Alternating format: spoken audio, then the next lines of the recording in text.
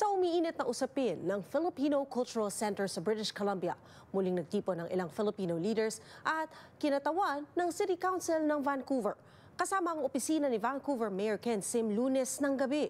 Patuloy na pinaplansya ang mosyon na nakatakdang ihain sa Nobyembre. May mga nakaantabay sa kabila ng pahayag na napahayag na ng suporta ng ilan. Ang isang grupo nanindigan na di susuporta sa mosyon na di raw malinaw ang pakay. Ang report mula kay Rhea Santos. Masarap po yung pakiramdam. We left the feeling very positive. Aminado si Alan Fernandez ng grupong United Filipino-Canadian Association in British Columbia o UFC-ABC na nakailang rebisa na ang mosyon na nakatakdang ihain ni Vancouver Mayor Ken Sim sa City Council sa November 4 hinggil sa pagpapatayo ng Filipino Cultural Center sa Lower Mainland. Yung wording kasi before was City Council will direct city staff and the mayor's through the mayor's office with FLS. So ang mangyayari ngayon,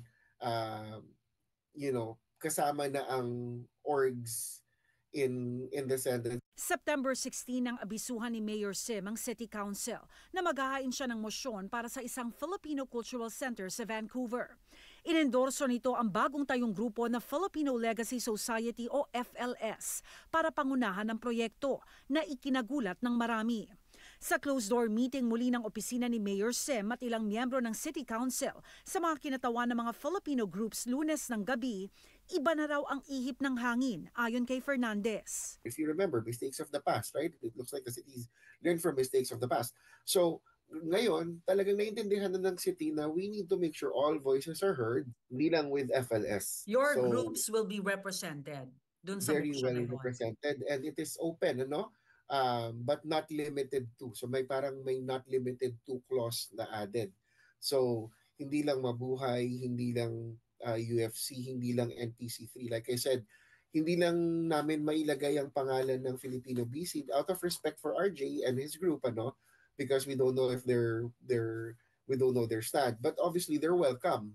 And other groups who have the capacity and who have the capability to participate in the coming phases. Dumalo ang mga kinatawan ng Mabuhay House Society sa meeting. Sa pahayag na ipinadala nila sa Omni News, magkakaroon daw sila ng Council of Leaders meeting sa November 1 at dadalo rin sa susunod na public forum para mapakinggan ang komunidad.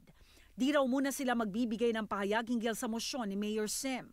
Sa mensahe ni Dr. Leonora Angeles ng grupong NPC3 na present din sa pagtitipon, positibo raw ang NPC3 na maaari silang makipagtulungan sa grupong FLS at ang iba pang organisasyon sa pagbuo ng transition team na magsasagawa ng governance at programming framework ng Filipino Cultural Center. Ang puntong ito raw ang pinakamalayo ng narating ng komunidad tungo sa katuparan ng pangarap na makapagtayo ng Cultural Center sa Vancouver. But sabi nga ni Warren, the train left the station, they had to act on it, 'di ba? Sabi niya nga gano'n. On the flip side, yung view naman ng mga tao, iniwan nyo kami.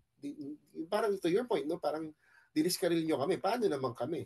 And there were feelings obviously na natamaan. Pero I think more important than the hurt feelings is where we are now. Sa pahayag na ipinadala ng Filipino BC, di raw nila alam na nagkaroon ng meeting.